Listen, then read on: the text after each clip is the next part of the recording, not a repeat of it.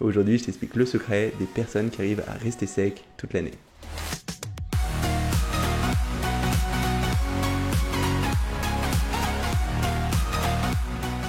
Salut, c'est Nico et dans la vidéo d'aujourd'hui, je voulais te présenter le secret des personnes qui arrivent à rester sec toute l'année et t'expliquer comment concrètement toi aussi tu pourras mettre ça en place.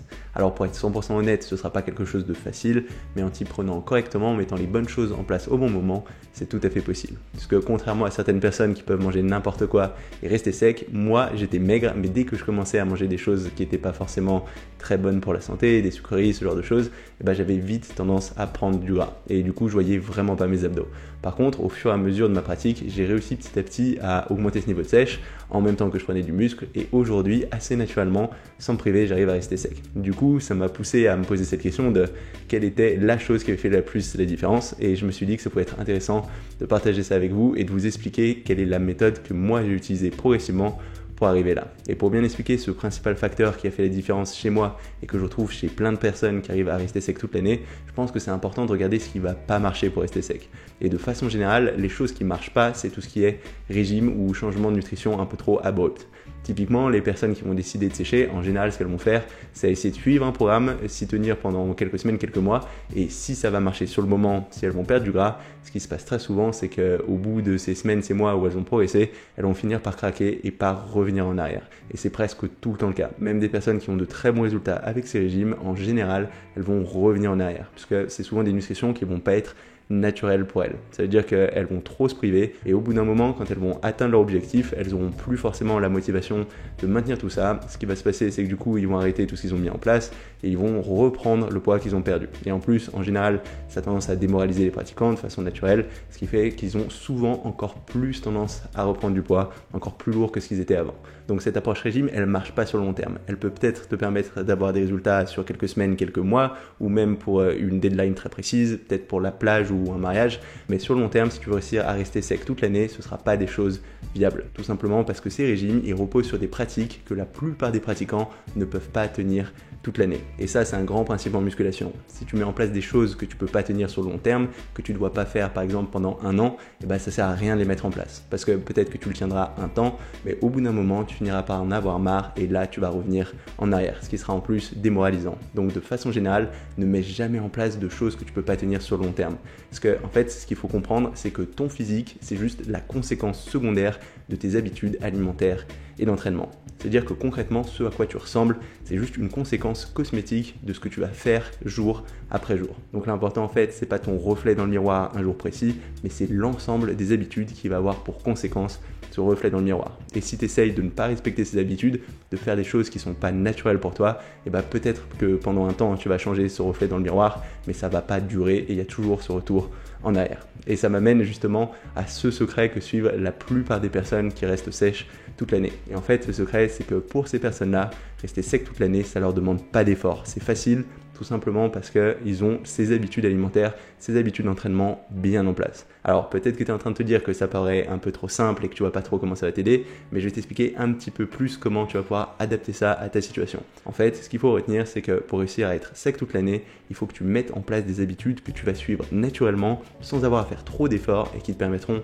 de rester sec. Et j'ai tendance à croire que c'est pas forcément très compliqué quand tu t'y prends correctement. En fait, le principal problème, c'est que la plupart des pratiquants, ils vont vouloir changer trop de choses trop vite. Typiquement, c'est le cas de l'exemple des régimes que je t'ai déjà donné. Si tu changes toute ton alimentation d'un seul coup, tu crées pas ces habitudes et ce sera impossible de le tenir sur le long terme. Mais par contre, si tu décides de changer une petite habitude, de tenir seulement à un seul changement jusqu'à ce que ça devienne naturel et ensuite de rajouter de nouveaux changements, ce sera possible de créer petit à petit des habitudes, des choses qui deviendront naturelles et qui te permettront d'avoir les résultats que tu veux sur le long terme.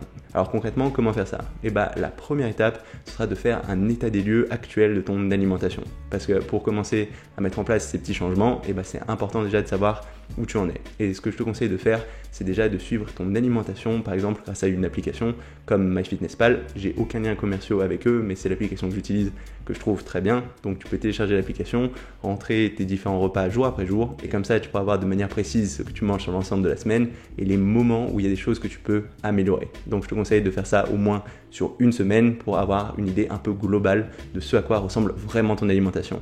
Et c'est important de le faire de façon rigoureuse parce que beaucoup de personnes ont une idée de leur alimentation alimentation qui ne correspond pas vraiment à ce qu'ils mangent. Donc le fait de passer par cette application ou de le noter à la main, ça te permettra d'être sûr d'avoir quelque chose d'objectif. Ensuite, la deuxième étape, ce sera de prioriser les habitudes à changer, de choisir la première chose que tu vas changer. Et je souligne bien que c'est important d'introduire un seul changement à la fois. C'est important d'être humble et de commencer suffisamment petit. Et je sais que personnellement, c'est quelque chose qui m'a posé pas mal de problèmes, parce que j'ai toujours eu tendance à vouloir changer trop de choses d'un coup. Mais toutes ces fois où j'ai mis en place plusieurs changements en peu de temps, ce qui s'est passé, c'est que j'ai fini par craquer et par revenir en arrière. Donc c'est vraiment important de choisir une seule chose que tu te sens d'améliorer. Et c'est aussi important de commencer avec quelque chose de suffisamment accessible. C'est-à-dire que par exemple, je sais que moi je suis accro au chocolat, et la première chose que je vais faire, c'est pas couper le chocolat, parce que ce sera trop dur mentalement pour toi. Ce sera peut-être d'enlever des choses sucrées le matin ou le soir, des choses qui pour le coup me demanderont un petit peu moins d'efforts pour commencer. En fait, l'important c'est de créer une inertie, de commencer à avoir des résultats, de commencer à avoir des petites victoires, et comme ça petit à petit de construire ces habitudes les unes sur les autres. Donc par exemple, cette première habitude, ça peut être le fait de ne pas grignoter à 10 heures ou encore d'enlever le pain sur un repas. Après, ce sera propre à chacun, mais l'important c'est de commencer par quelque chose qui te semble suffisamment accessible. Ensuite, la troisième étape, ça va être de suivre ta progression sur cette habitude. C'est-à-dire par exemple faire un tableau par écrit où chaque jour tu coches quand tu arrives à te tenir à cette habitude et de le faire suffisamment longtemps pour une seule habitude à la fois. Donc en général, j'essaie de viser 3 à 4 semaines. Ça veut dire que pendant ces 3-4 semaines, tu vas cocher chaque jour le fait de bien suivre cette habitude, tu vas essayer de t'y tenir et c'est seulement ensuite, une fois que tu auras fait ces 3-4 semaines, que tu pourras rajouter une nouvelle habitude. Donc l'idée, c'est d'y aller de façon très progressive, d'avoir à chaque fois une seule nouvelle habitude en cours de formation et de ne pas faire trop de choses d'un coup. Et je sais que ça peut paraître un peu lent pour pas mal de personnes, mais dans les faits, de ce que j'ai observé, c'est la façon la plus rapide de progresser. Parce que beaucoup de personnes vont choisir l'option plus rapide de changer beaucoup de choses d'un coup et peut-être qu'en 1-2 mois, ils vont avoir de très gros résultats, mais 1 mois plus tard, ils auront tout perdu et finalement, au bout d'1 an, ils n'auront toujours pas progressé. Alors que si tu décides d'y aller très progressivement, en mettant en place petit à petit une habitude toutes les 3-4 semaines, au bout d'1 an, tu auras observé quelque chose de très significatif. Et ce qui est intéressant, c'est que tu pourras continuer à construire à partir de là. Donc c'est important de ne pas te précipiter et le fait d'aller un petit peu plus lentement au début, ça t'aidera à progresser beaucoup plus vite sur le moyen long terme. Ensuite, la quatrième étape, c'est qu'une fois que tu auras passé ces 3-4 semaines, de regarder si tu as réussi à tenir ou pas cette habitude. Si jamais tu as réussi à tenir cette habitude pendant ces 3-4 semaines, super, tu vas pouvoir passer à une nouvelle habitude, toujours en maintenant la même habitude d'avant. Donc on va essayer de rajouter une petite habitude en plus qui te paraît accessible. En général, le fait d'avoir déjà eu une réussite sur une petite habitude, ça te permettra de t'attaquer à quelque chose de peut-être plus conséquent. Par exemple, dans mon cas, ça pourrait correspondre à limiter ma consommation en chocolat. En tout cas, l'important c'est de toujours rester sur une seule habitude supplémentaire.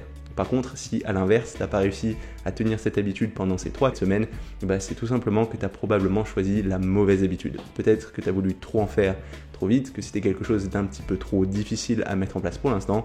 Donc c'est pas grave, essaye juste de choisir une habitude un petit peu plus simple, qui te semble plus accessible, que tu pourras mettre en place avec plus de chances de réussite. Et le facteur limitant chez beaucoup de personnes, c'est le fait d'être suffisamment humble. C'est vraiment important de commencer avec des buts suffisamment petits et c'est seulement avec quelques semaines d'expérience à construire ces habitudes que tu vas pouvoir attaquer des choses de plus en plus grosses, que tu vas prendre confiance, créer cette inertie et arriver petit à petit dans cette situation où tu arriveras naturellement à suivre des habitudes qui te permettent d'être mieux dans ton corps sur l'ensemble de l'année. Je sais que en tout cas dans ma situation, c'est l'approche qui m'a permis de rester beaucoup plus facilement sec sur l'ensemble de l'année en continuant à progresser. Donc si aujourd'hui tu as déjà essayé ces régimes, que tu as peut-être progressé un temps mais que tu es revenu en arrière et que tu vois pas trop comment réussir à maintenir ton niveau de sèche sur le plus long terme, je te conseille vraiment d'essayer cette petite approche.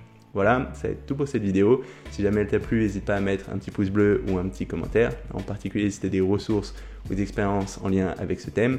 Aussi, pour t'aider à mettre tout ça en place, je t'ai préparé un petit PDF résumé dans lequel je reprends les différents points clés, les différentes étapes pour mettre tout ça en place. Je te donne aussi quelques idées de comment lancer ta sèche. Donc si tu vois pas trop comment faire, n'hésite pas à cliquer sur le petit lien sous cette vidéo ou sur la petite icône qui va s'afficher d'ici quelques secondes. Aussi, si tu n'es pas encore abonné à ma chaîne YouTube, n'hésite pas à le faire maintenant pour savoir quand je sors de nouvelles vidéos. J'en sors toutes les semaines.